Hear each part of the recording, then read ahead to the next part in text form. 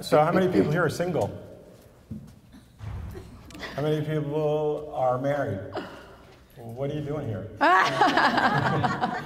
That talk is tomorrow night. How to advise my daughter. How to advise your daughter. How many? Okay, that's good. How many people here would give advice to their friends or their kids? Okay, good. All right. Like Donnie said, so tonight's a little different. Instead of just one person standing at a podium and lecturing to you, me and Donna, good friends, we're just going to have a conversation. We're just winging it. Talking. This is the first time that we've ever done it. Mm-hmm. No question is silly, so please write your questions down, and we're going to stay as long as we can to make sure you get everything answered. Yeah. I got to thank Donna. I mean, how long ago did we meet? Oh my gosh. It's about been 4 or 5 years? More than that. Maybe 6 years. Anyway, when I first met Donna, I had no idea who she was. I didn't watch Baywatch, or I didn't know anything. She just came over. We were at a mutual friend, a cocktail party for a charity that she belongs to, Last Chance for Animals. Donna's an animal activist. Yeah. And we were there, and Donna just came over and sat down, and we just started talking. And she said, something came up, and I said, well, no, I can't do that. I'm Catholic. She goes, you are? So am I. And I go, you are?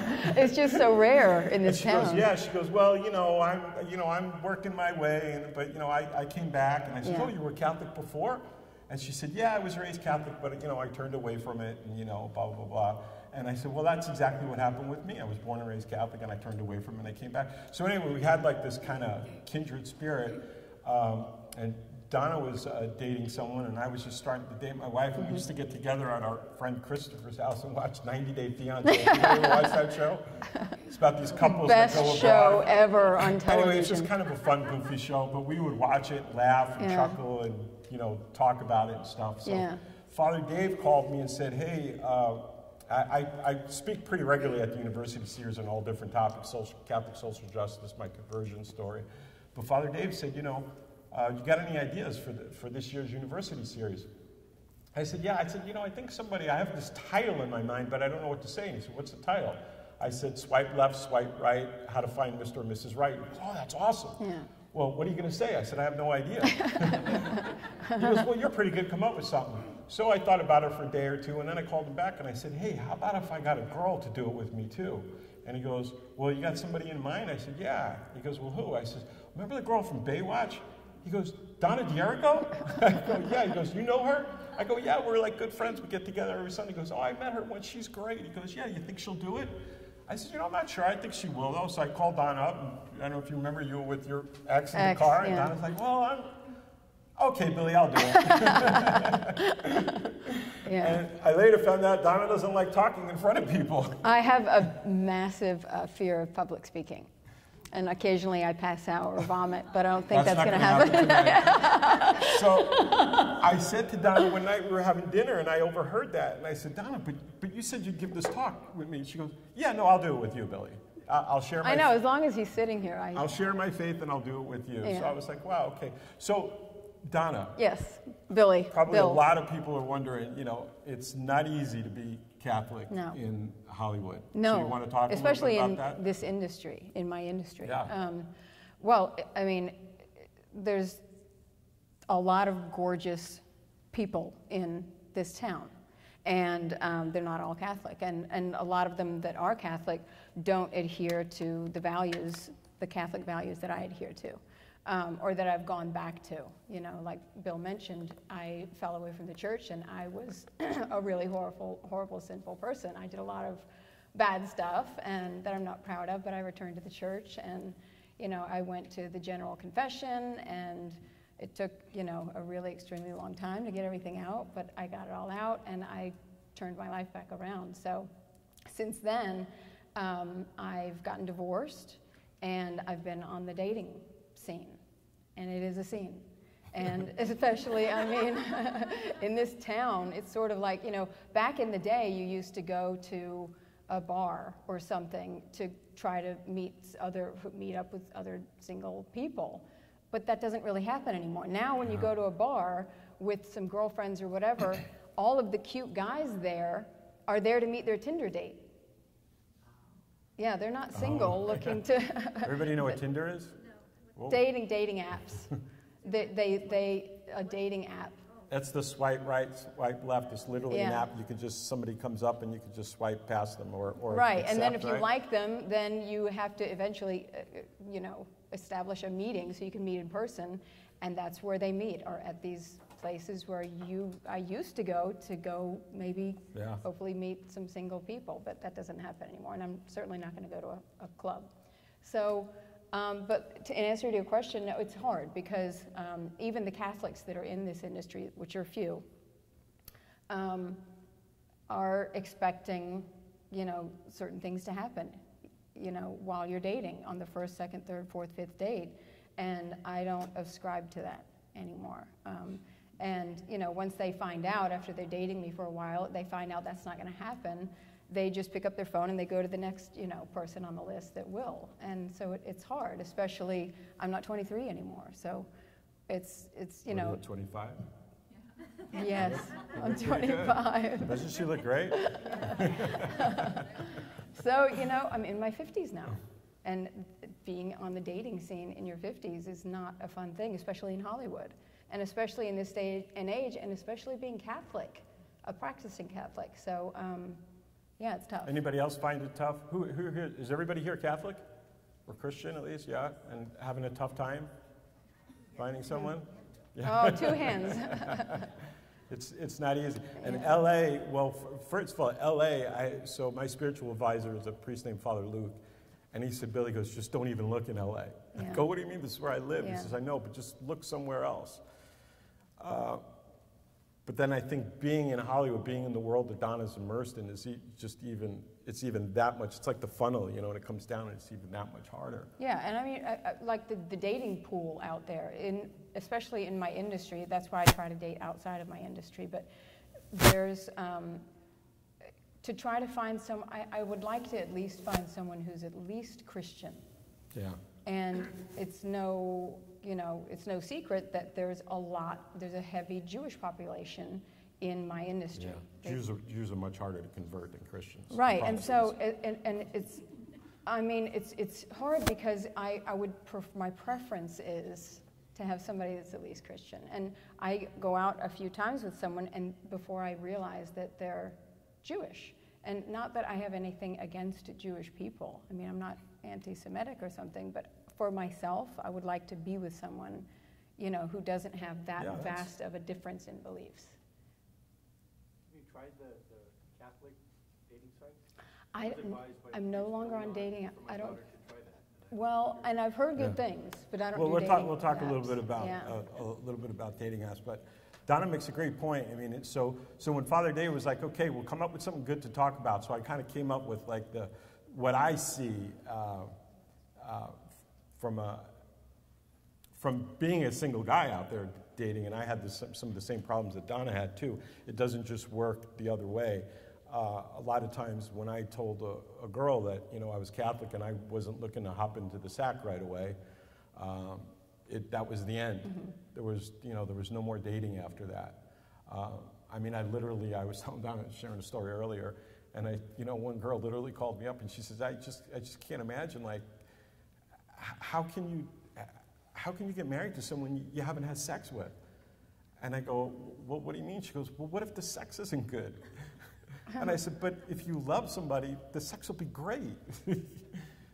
Yeah, I don't know. I just don't buy that. And anyway, that was the end of that. But so the first problem I think that most people have, and myself included, I think if we're honest, we all kind of do, is we go out there and we all want to find somebody, right? How many people want to fall in love and be married? Is that all the single people that are here, right? We're not just looking, nobody here is looking for hookups, right? That's next Monday's talk. Okay, this is the clean Catholic one, okay? No hookups. But we kind of run out there and we don't really stop and think about what it is that we really want. You know, what is really important to us? I was at an event actually with Chris over the summer, and we were walking around with Vinny and this woman stopped me and she said, hey, I know you, don't I? And I said, no, I don't think so, but friendly and talking. Anyway, make a long story short, she said, well, what do you do? I said, well, I'm in Calabash. She said, what do you do? I said, well, I have a mortgage and real estate company, and I'm studying psychology, whatever. Oh, psychology.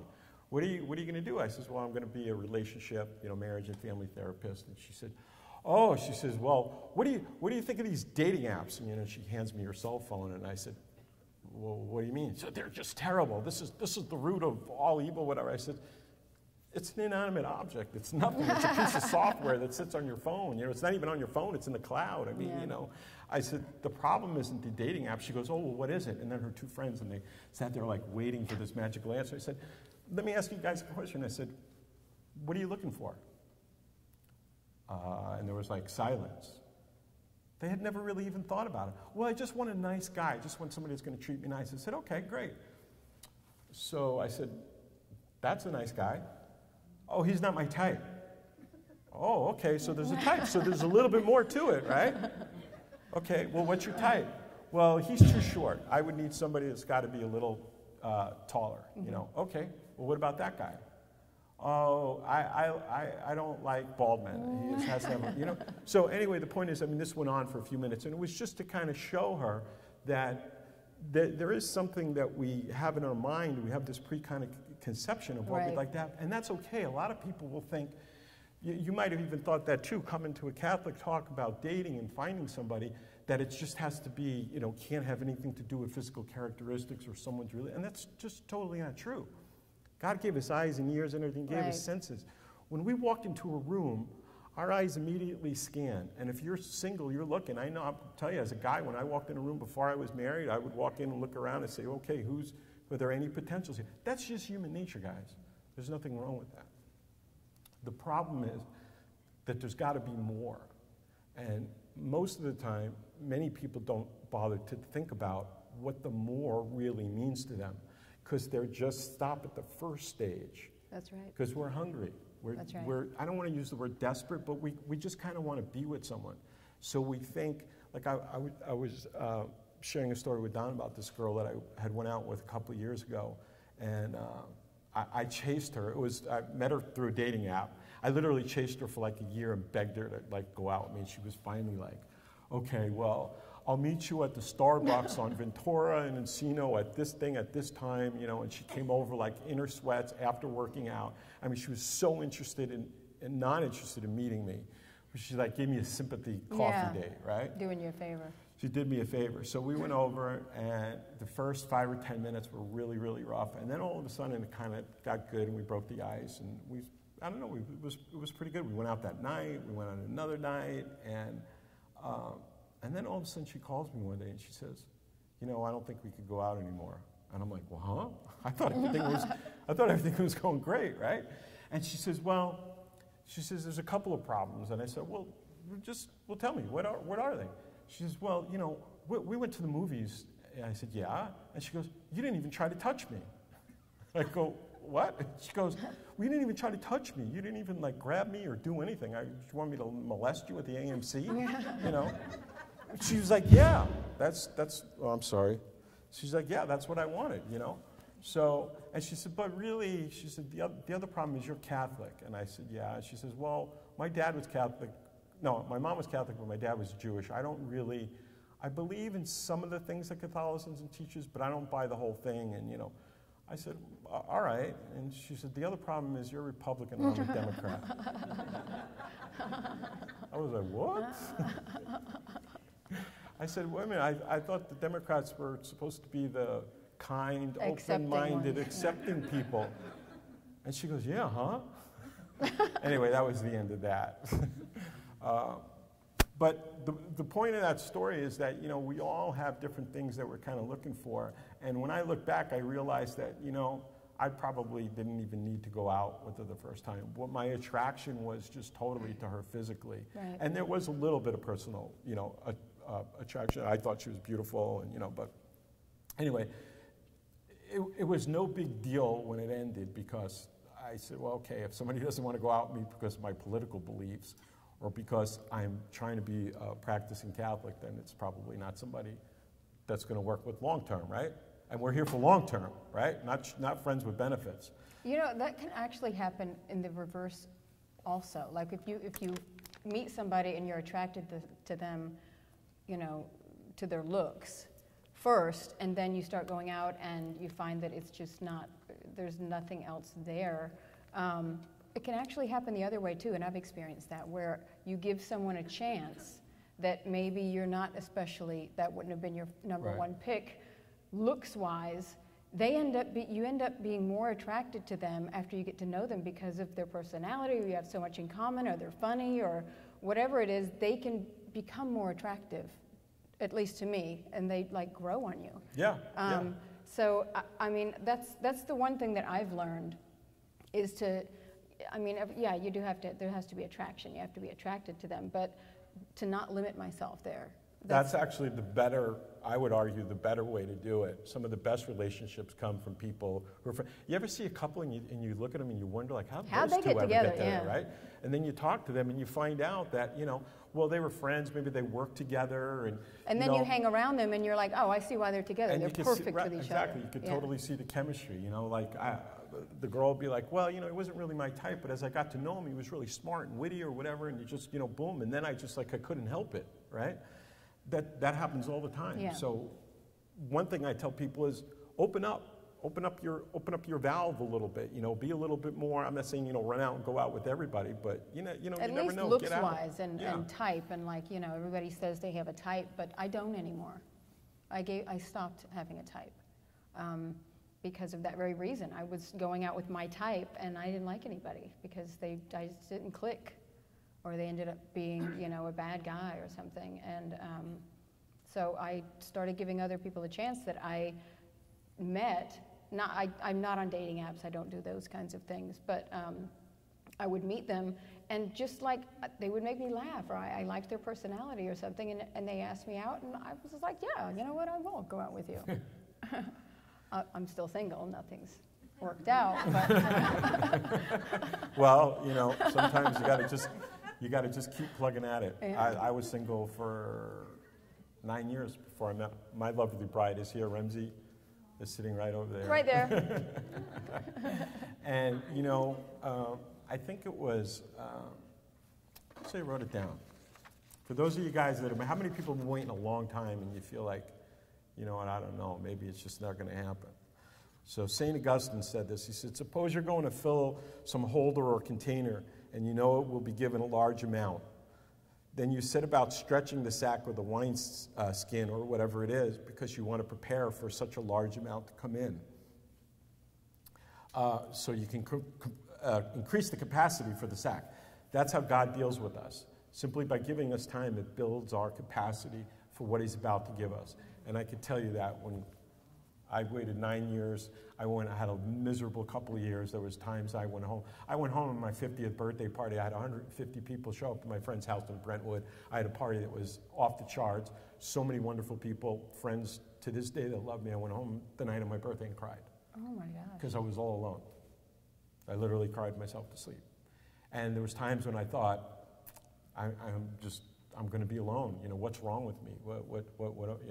What's happening? And I'm divorced too. That's a story for another talk. But anyway, so my heart goes out. My heart goes out to you. All I can tell you is we have to trust in God.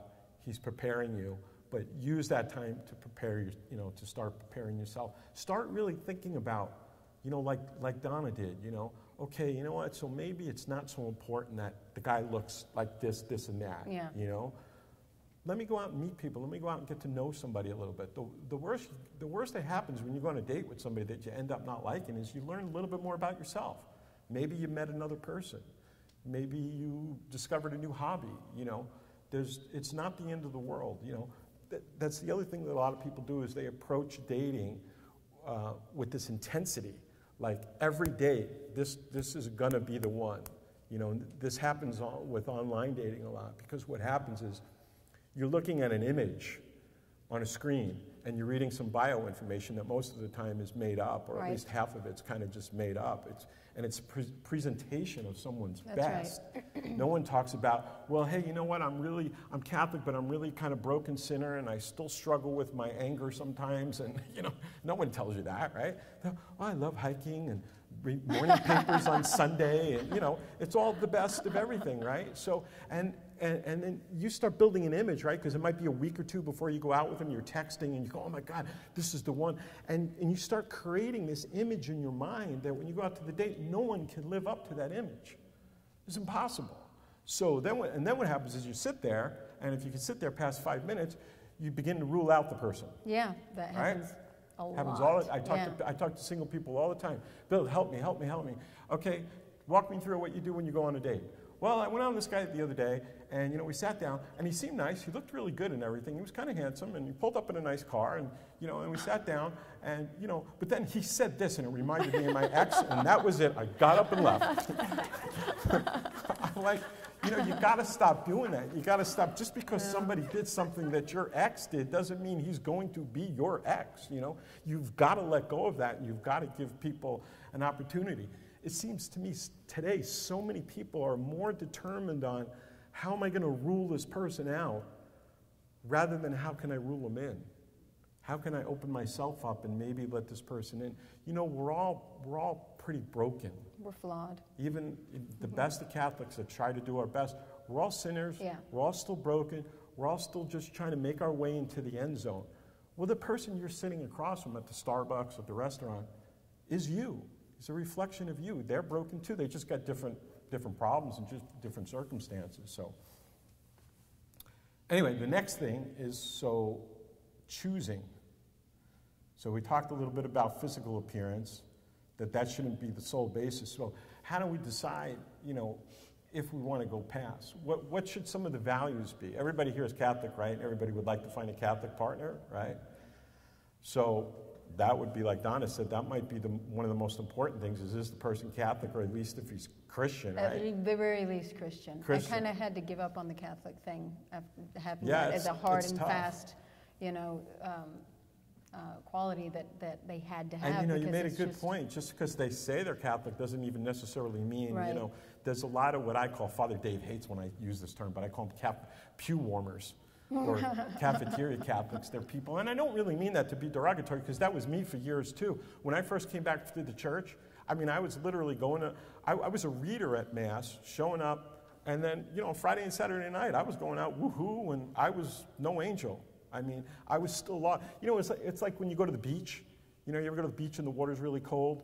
So you walk up, and you might stick your toes in, and then you back up, right? Because it's kind of cold, and then maybe you go up to your knees, I was doing that with my faith. It wasn't, I wasn't one of these born-again Christians that just, I accepted Jesus, now it's all over, It's just, it doesn't work that way, right? And I still am to a certain degree, but back then, I was like, well, okay, I got girls that I date, and I have girls that I sleep with. I know, sorry, that might sound terrible to people, but I went through that whole thing. I went through that whole process, and it was destroying me. I didn't know it at the time. I thought it was making me happy, but every time I did that, I lost a little bit of myself. You lose a little piece of your own soul, of your own dignity, So we got to be careful we got to know who we want, right? We got to start to know in our mind what that looks like. But not be so closed-minded about it. But not be so closed-minded, and not just, don't keep it at the superficial level. So in LA, it's really tough because everybody is just into what do you do, what do you wear, what do you drive, where do you work, what people do you run around with. It's so phony, it's so pretentious, it's so superficial, I can't stand it. So and I know that paints a bleak picture, but there are lots of good people in LA, and maybe you have to go outside of LA. But there are lots of good people because you guys are all here, right? And like this guy said, there are Catholic dating websites and stuff. And by the way, I've met a lot of good people too. I've had mostly horrible dates. So I've met a lot of good people. It just wasn't a connection, or the timing was off, or whatever. But so start out really understanding, what it is that you really want. What should you be looking for? If you want a quick, couple of day, week or two relationship, well, then the looks and the money, right, are probably more important. But if you want a long, I remember I said to Donna, remember when we had breakfast at one time when we went to church together? And then I said, so Donna, what do you want? And you go, Billy, I just want someone to get old and die with. I did. Well, that's and I just thought that was like so beautiful because we all see the old couple in church, right? They're 70, 80, 90 years old. One's helping the other walk out. Isn't that what we all want?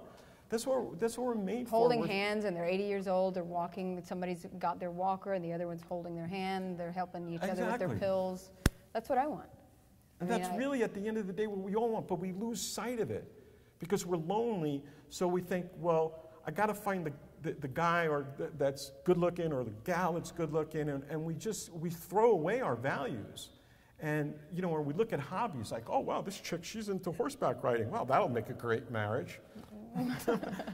Hobbies aren't going to do that. Our hobbies are going to change. Your hobbies will probably change on average every 5 or 10 years. Some might persist through. You might come in and out of them, but they're going to change. So just because you're both into kickboxing today isn't going to be a long-term relationship, you know? Yeah, you know what? A guy that I had been conversing with a lot, and we met up with I met up with him a couple times, and he seemed really nice. I was attracted to him. He seemed to have a lot of my same values. He was Christian. Suddenly, he stopped responding to my texts for like 3 or 4 days in a row, and I finally sent him a text. I'm like, well, if you don't like me, just tell me. And he texted back and he said, I had no idea that you were vegan. I'm like...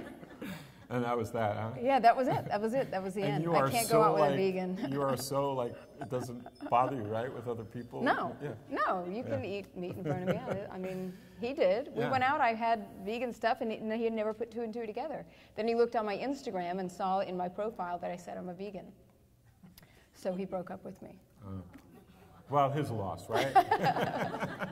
But that's what you're talking about. It's like, you know, don't eliminate people just for those little things like that. Well, yeah, and so, some of, you know, if we really think about it, if we go back to the garden, you know, what really caused the fall was our insecurity, you know. And so we all have a little insecurity in us. And so unfortunately, from a psychological perspective, what we do is we start to rule people out before they can dump us. Well, yeah, you got to beat them to the punch. Right? Yeah, so you got to beat them to the punch. So you go, or what happens is you go out and somebody breaks up with you and you go, well, they were an idiot anyway. You know, it's just kind of human nature. We want to get rid of them first. So we start going through the checklist of how we can eliminate them. Because inside we're a little broken, and so we think, well, they wouldn't love me anyway, so I'll just get rid of them. So I would argue maybe that guy thought, you know, well, she's too pretty, or she's too this, or she's too that, and so, oh, I can't go out with her because she's vegan, or in my case, the girls, oh, I can't go out with him because he's Republican, or, right, you know, whatever. You know, I don't know. Who knows what goes on in the minds of everybody. You're We're not here Republican? to be minded. Yes. Republican, So is this number 2 or number 3? Well, that was number 2, choosing. And, you know, that's part of the problem with the dating. Nobody here is really familiar with dating apps, though, huh? Anybody on dating apps? 1 guy, 2 people, 3 people? Oh, Not that many. Not that many. I'm not surprised. Either. I don't like those. Well, you know, I mean, dating apps are, I'm going to jump ahead a little bit, but so it's like the biggest question I get asked is Barbara, you're a psychologist. Do people ask you this all the time? What do you think of dating apps? Yeah. So people, it's like, oh, you're a psychologist? Or are you becoming a psychologist? Yeah. What do you think of dating apps? It's like I'm just going to answer it, but I'm going to hand out a card with the answer on it. You know, like I said, dating apps are kind of neutral. It's what we do with them. The problem for dating apps is if we don't know up here what we really want, we're not confident in here what we want, the dating app plays right into that. It plays right into the elimination game. It plays right into the, oh, I'll just get rid of them. Yeah, it's easy. You know, the title of this equate it speech. to like the vending machine. You know, the vending machine that have candy bars and stuff in it. You go in and F1 and I'll get Snickers. That's what dating apps are. I'll hit F2 and I got a blonde that's 5'4" and does this and does that. Or, you know, I got a guy that's 6'2", and, you know, we just kind of... But that's the bad part. The good part is it does that. So it can kind of help us start to weed through people, and it opens up doors to people outside of Los Angeles, across the world. My wife is from the Philippines, but I met people in New York, and you can meet people all over, and you know, so there's always kind of good and bad. But they're a lot of work. They're so time-consuming. There's only a few people in here that are familiar with them, but they take up a lot. It's like a second job because there's so many single people on these apps. you're swiping and swiping and swiping. It just becomes, you get carpal tunnel syndrome. Swiping so many people because there's just no. And then you're thinking, wow, are people doing that to me too? They're just no on me? It's like, wow, there's a lot of single people out there that are desperate to meet somebody and nobody's meeting anybody because they're all just... Well, some people are. Well, you did. Yeah. When you're done with your third thing, I need to ask you a couple questions because... All right, so the third thing is kind of it. We've talked a little bit about it, but is intimacy. Mm-hmm. Now, people automatically assume, well, yeah, I already know, Moran. The church teaches that you can't have sex until you get married. But the church taught that 2,000 years ago, and times have changed, and it's okay. God knows that basically I'm a good person, and that's all that matters. So he doesn't care what I do in the bedroom, right? Anybody ever think or feel that way? Come on, be honest. I know I'm not the only one. They're not going to raise their hand. I know I'm not the only one. Oh, he raised his hand back there. All right, good. Sir, you just saved 10 days out of purgatory. And when I tell people that, look, the best thing that you could do to help your dating life is to not jump into the sack right away, they look at me like, oh, Moran, that's because you're Catholic, blah, blah, blah. And I say, yeah, it is. It's because I'm Catholic. But it's also backed up by the psychological literature. It's when people say, so the idea of my website is why Catholic? Well, you know why Catholic? Because it's true. Christ said he was the Logos. He said, I was the way, the truth, and the life, right? So if what he said was true, he left us a church. Now, human beings, as flawed as we are, we try to adjust our way out of the church. So that's why we have 35,000 different denominations of Christianity. And they all claim that they're following Jesus. And this is going to sound really cold right now, guys. But they're not following Jesus. They're using the name Jesus, but they're following themselves because what they're doing is making up their own religion. They're making up their own form of Christianity. Call it Christianity light, call it whatever you want. But Christ left the church, and God gave us, when he created us, he gave us a soul, and the soul has two parts. It has it has the will and it has the intellect. Okay? And what that means is, our will wants to love. Our will propels us towards certain things and certain choices and certain decisions. But our intellect helps form the will. He gave us the ability to be rational and reasonable and to decipher information and to look at things. That's unique. That's what makes us above the animals and above the plants. Okay? That's the difference in God's creation. So, where I'm going with all this is that, that's what the church teaches, but it's also what psychology teaches, it's what sociology teaches, and it's what the truth is. And of course, it would be the truth because God created us. Does that make sense to everybody? Years ago, Father Dave, who founded the University Series, he said to me, he says, Bill, he goes, the 10 Commandments and all the teachings of the church, and which are found in the gospel, which we got the gospels from the Catholic Church, historical fact, by the way. He goes, it's like the owner's manual to your car, right? Let's say you go to the Lexus dealer and you buy a brand new Lexus, right? And you drive off. In the glove compartment or wherever they put them these days is an owner's manual, right? And it tells you, here's the tire pressure, here's the oil, here's the type of oil, here's how well. It gives you the best way to operate. Well, that's what God's rules are. God's not sitting up there, perched down, ready to just be your dictator.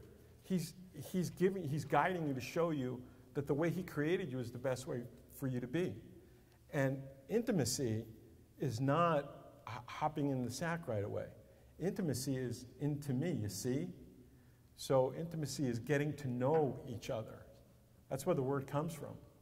So you take the time to get to know one another. Slow down. Go out with somebody for a handful. I always tell young people, I said, and Donna got mad at me the other day when I brought this up, I tell young people, look, just wait a couple of months, a month or two, whatever. She goes, you can't tell them that, they're supposed to wait till marriage. I says, I know, but for young kids that, you know, that the culture is telling them, you don't have to wait 5 minutes. Yeah.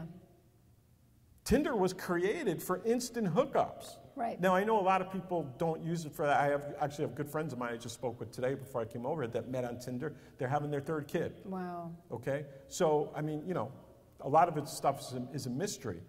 But the society is telling them what Bill just said. He's nuts. That's old school, you know, you just forget all of that. But I can tell you right now that that's the single biggest problem that people are having. It's the single biggest problem. They don't think about it, they don't know it, because that's the way the devil works with us. He comes cunningly. He comes, oh, it's okay. You're a good person. You went to church Sunday. You put some money in the basket. You volunteered over here. It's okay. God doesn't care what you do in the in the bedroom. Or you really love him anyway, or she really loves you, so it's okay, right? Everybody, does that resonate with everybody? Am I losing people?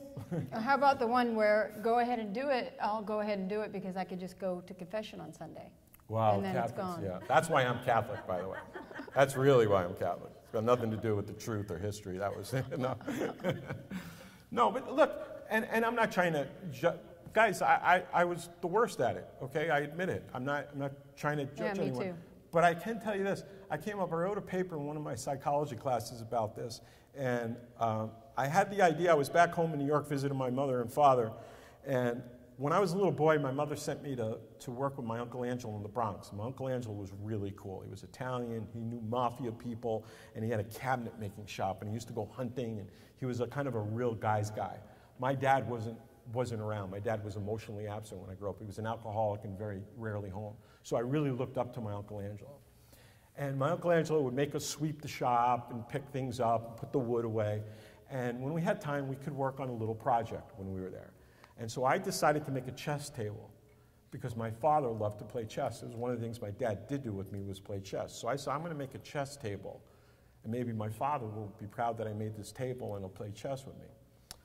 The point, though, is, so my uncle taught me, you measure, you cut the wood, you know, and then you put it all together and you set the screws, and then when it's all together and it looks right and it's level and it's ready, then you take it apart and then you put the glue on.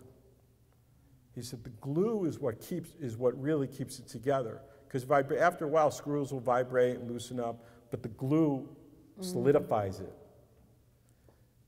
That's what sex is. You understand that? Sex is the glue. Sex is supposed to go on after you know this is the person. What we're doing is putting glue on two pieces of wood that should have never been together to begin with.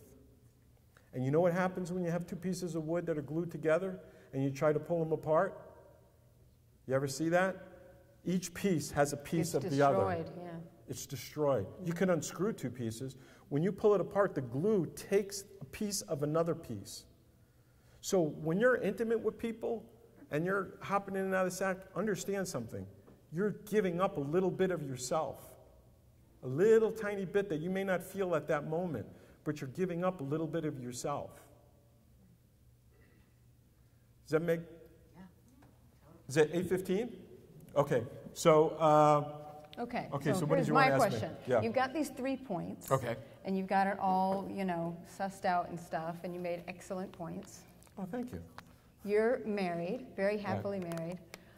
What is it that all the rest of us are doing wrong? How come I'm still single and you know, a lot of the other people in the audience are? And not that we're doing wrong, but yeah, what are we doing wrong? Well, you're not doing anything wrong, because if you would have asked me the question 2 years ago or well, actually, you were at my wedding. When was my wedding? 3 months ago. Yeah. You could have asked me the same thing. It took 9 years. Yeah. So how did you? Well, so my friend Father Luke said, you know, try to search out of LA. I tried a little bit. You know, I go to New York a lot. I have family there, so I started looking in New York. And New York people aren't much different than LA. And then I had met someone here that was from the Philippines, and she said, you know, and it didn't work out. The timing with me and her wasn't good. And she said, you know, you should go to the Philippines. The Filipinos are all Catholic. They're all great people. And she said, they're just like you, Bill. And I go, what do you mean? She goes, they're just kind and nice people, and, you know, you would really like it over there. So I thought, oh, that's kind of a little silly. But then, remember, we were watching 90 Day Fiancé. Yeah, I remember. And that guy from Florida had that app, and he met a girl from the Philippines. Yeah. And he had this app called FilipinoCupid.com.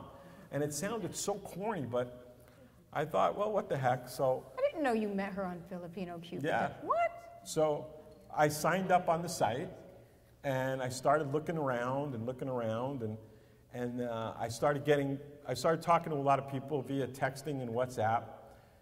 And then Remzi one day, you know, she messaged me, or I messaged her. We can't remember who was first, but all I know is one Saturday afternoon, I was kind of sitting around the house, sulking, feeling sorry for myself, which was pretty typical.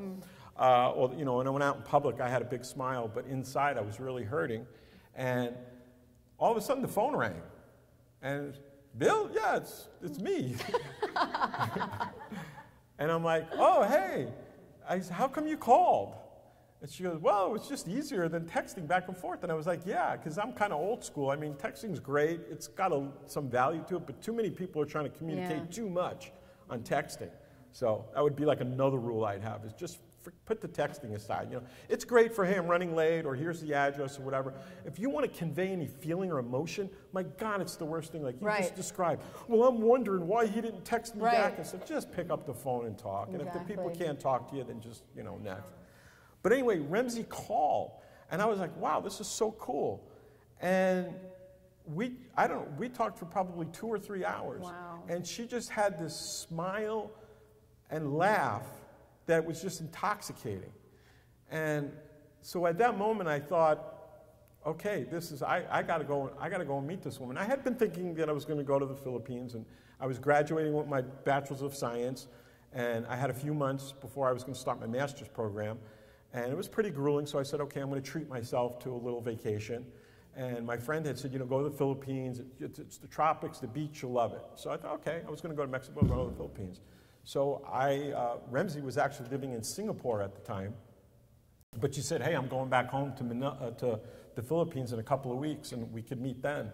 And the timing was perfect. I went and met her. She met me at the airport, and I was glued to her for the whole I was there for 28 or 29 days. I was just glued to her the whole time. But to answer your question, where I really knew, you know what happened was, so we had dinner the first night I got there. We went off to our rooms, and I said, tomorrow I'm going to go, whenever I go anywhere, I always look up Mass Times. I go to masstimes.org, because I just love to go to different churches and stuff. So, and especially when I'm on vacation, I love to go to daily Mass. You know, it's been a little hard for me right now with school and a crazy schedule, but I love to go to Mass. In fact, I love daily Mass more than Sunday Mass. But, so I looked up, and there was a church, like literally a 5-minute walk, it said, from the hotel. And so I told Remzi, I said, now, you know, I knew she was Catholic. She knew I was Catholic. That was definitely part of the attraction.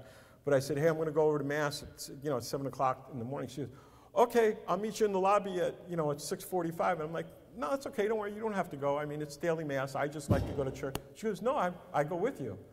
And we went over, and it was a little chapel to Padre Pio.